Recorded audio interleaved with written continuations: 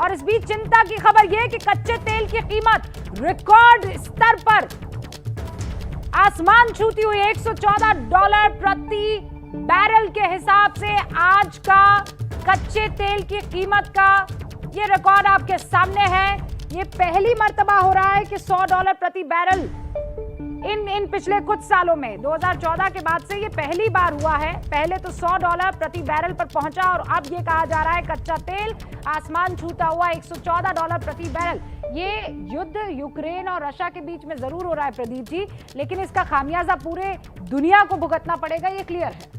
बिल्कुल, देखिए पूरी दुनिया अभी कोरोना से निकलने की, सारी देशों की अर्थव्यवस्थाएं जो है निकलने की कोशिश कर रही थी। लग रहा था स्थिति बेहतर होगी। ऐसे में अब जो खबरें आ रही हैं तेल की, इस युद्ध का कोलेटरल डैमेज जो है सारी दुनिया के सारे देशों की अर्थव्यवस्था होगी, महंगाई बेतहाशा बढ़ेगी।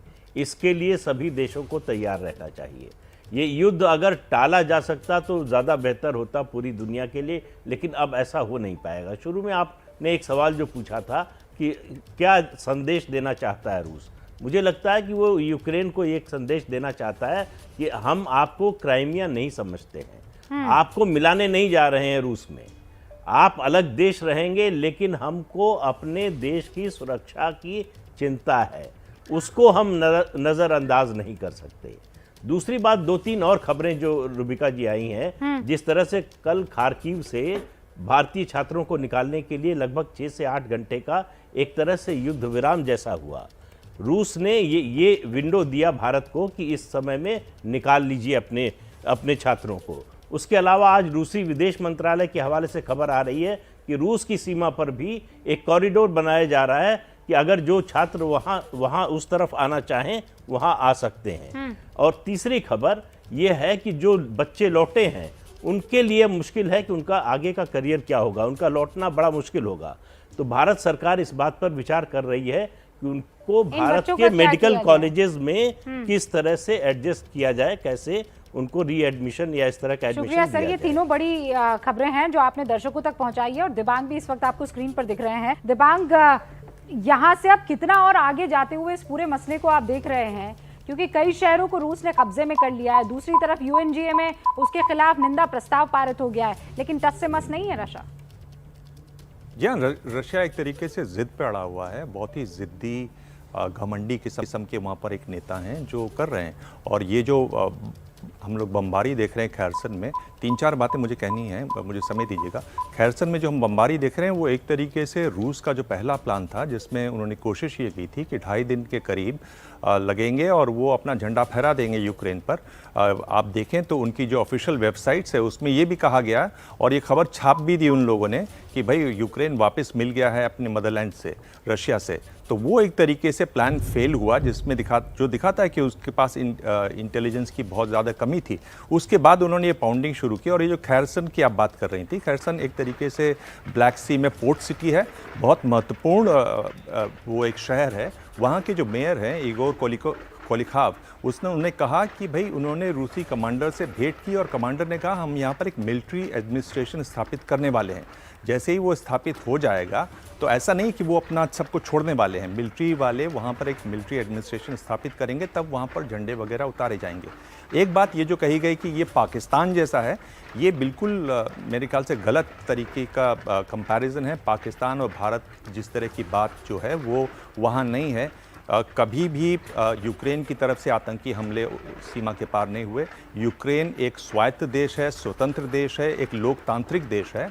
उस पर इन्होंने जाकर हमला किया ये कहते हुए कि वहाँ पर जो यहूदी हैं उन पर हमले किए जा रहे हैं, वहाँ पर नियो नाजीज आ गए हैं, जबकि हम जानते हैं कि वहाँ पर नरसंहार चल रहा है, ये तक कहा गया। तो इस तरह की फीडबैक के साथ वो वहाँ पर घुसे थे। और जबकि हम असलियत जानते हैं कि वहाँ पर अगर आप राष्ट्रपति को देखें तो वो खुद यहूदी हैं, जेलेंस्की। तो एक ये भी बात बहुत महत्वपूर्ण है। और जो आप ये हम देख रहे थे चित्र, उस पर मुझे थोड़ा सा ये कहना है कि बच्चे वहाँ से लौट कर आए हैं बहुत दिनों के बाद, 8-10 दिन से वो अलग बंकरों में रहे हैं। अगर हमारे मंत्री लोग उनको भाषण न दें, लौटते ही अपने माँ बाप से मिलने दें, गले मिलने दें, मिलकर रोने दें, एक दूसरे का दुख साझा करने दें, तो मेरे ख्याल से ज़्यादा अच्छा होगा। आप अपनी बात करना चाहते हैं, आप आइए टीवी पर अपने इंटरव्यूज़ दीजिए, मुझे उसमें कोई परेशानी नहीं है, पर बच्चों को बिठा के इस तरह से भाषण देना मुझे लगता है कि थोड़ा ज़्यादती है। शुक्रिया।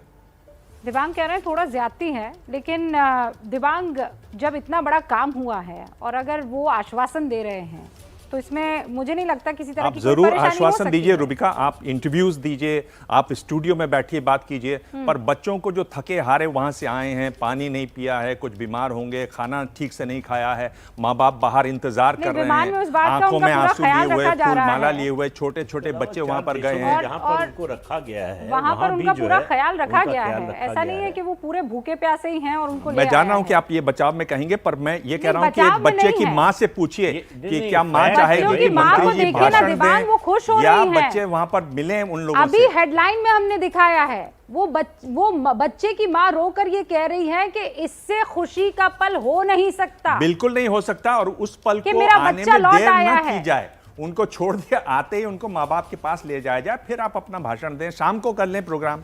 नहीं, अब वो ये है कि 2 मिनट बाद कह दी और आगे बढ़ दिए।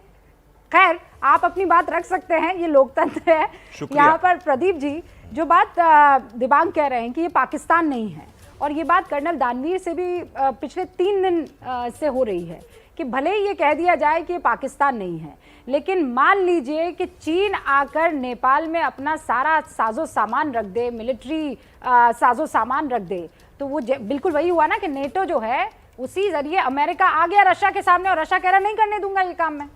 अब बिल्कुल देखिए, ये एक उदाहरण जो है अखबारों में भी दिया जा रहा है कि मान लीजिए कल को जो है चीन बांग्लादेश में जो है वो इस तरह की अपने हथियार, अपने मिसाइल्स और न्यूक्लियर वेपन्स जो है रखने लगे तो क्या होगा, भारत क्या करेगा, क्या रिएक्शन होगा। देखिए, इंटरनेशनल डिप्लोमेसी जो है वो दान धर्म पर नहीं चलती, परोपकार पर नहीं चलती, सब अपना नेशनल इंटरेस्ट देखते हैं। रूस का नेशनल इंटरेस्ट है, उसको पता है कि अगर यूक्रेन नेटो में चला गया और नेटो देशों की जो है फौज और उसके अलावा हथियार वहां आ गए तो उसके लिए परमानेंट खतरा हो जाएगा। और ये इस बात का आश्वासन देने के बाद भी प्रदीप जी ये कहते हुए किसी तरह का कोई संकोच नहीं है कि जो रशिया ने किया है उसका कोई सपोर्ट कर रहा है। रशिया ने जो युद्ध छेड़ा है उसके पक्ष में कभी कोई खड़ा नहीं होगा। हिंदुस्तान ने बहुत क्लियरली कह दिया है कि हम सीजफायर चाहते हैं और आज ही की तारीख में चाहते हैं। कर्नल दानवीर, जो बात दिव्यांग कह रहे हैं कि यहां जो रशिया की तरफ से किया जा रहा है ये बिल्कुल गैर जरूरी है।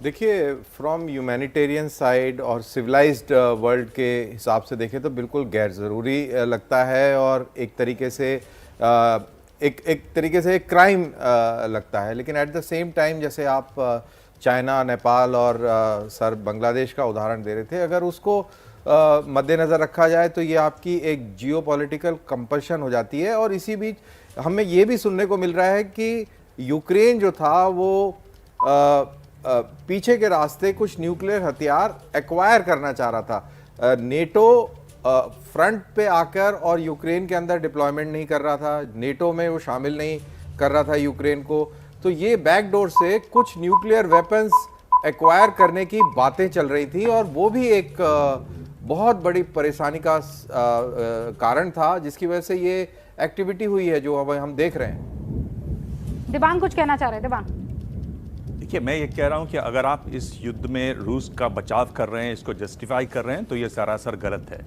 आप एक ऐसे देश पर हमला कर रहे हैं जो स्वतंत्र है, लोकतांत्रिक देश है, और आप ये जो बातें सुन रहे हैं कि भाई वहां पर वो न्यूक्लियर हथियार मंगवा रहा था, भाई यही तो बात इराक के बारे में कही गई थी, यही तो बात हम जानते हैं। जब आप हमला करते हैं तो आपको एक बड़ा बहाना चाहिए होता है, तो वो आप बड़ा बहाना ढूंढते हैं, और इन बहानों की वजह से आपका हमला सही नहीं हो जाता, आपका हमला गलत है। और अगर आप देखें दुनिया भर में इसके लिए इंटरनेशनल क्रिमिनल कोर्ट में जा रहे हैं, यूक्रेन उसका सदस्य नहीं है, तो लिथुआनिया और कनाडा ने वहां पर अपील की है। आप वॉर क्राइम्स वहां पर कर रहे हैं, इसलिए आपकी दुनिया भर में आलोचना हो रही है, और आलोचना का बिल्कुल मेंबर ना सही तो है। रशिया है और ना अमेरिका है। अमेरिका ने कितने जो हैं वॉर क्राइम किए, लेकिन एक भी केस आज तक उस पर नहीं चल पाया है। और ऐसे हम अनगिनत जो मामले हैं वो गिना सकते हैं। एक छोटी सी बात नहीं, ये बात नहीं हो देखिए रही। सभ्य बहाने की समाज बात की, जो है सभ्य लोकतंत्र की यह स्टैंड नहीं हो सकता।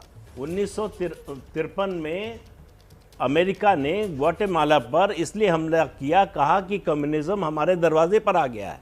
क्यों आ गया है? कि वहाँ के राष्ट्रपति और विदेश मंत्री की जो फ्रूट प्रोसेसिंग कंपनी थी उसको नेशनलाइज कर दिया गया था। तो ऐसे बहाने पर अगर आप किसी देश पर हमला कर सकते हैं तो अपनी सुरक्षा के लिए, अगर कल को फिर मैं कह रहा हूं, अगर चीन बांग्लादेश में, नेपाल में ऐसा करता है तो भारत क्या करेगा? भारत के लिए अपने बचाव, अपनी सुरक्षा में, देखिए कहा जाता है जो best defence, offence is the best defence. तो भारत को भी यही करना पड़ेगा। अब ये कोई युद्ध का समर्थन नहीं कर रहा, कोई रशिया का जो फिर किया मैं, उसने उसका फिर मैं समर्थन क्लियर नहीं कर कर देना रहा है। चाहती हूँ कि यहाँ कोई रशिया के स्टैंड को क्लियर नहीं कर सपोर्ट नहीं कर रहा है। किसी भी कीमत पर इस बात को सपोर्ट नहीं किया जा सकता है। और जैसा कर्नल दानवीर कह रहे हैं, इंसानियत के नाते कौन होगा जो कहेगा कि नहीं युद्ध हो जाना चाहिए? कौन होगा जो कहेगा कि युद्ध में सिविलियंस की जान जानी चाहिए?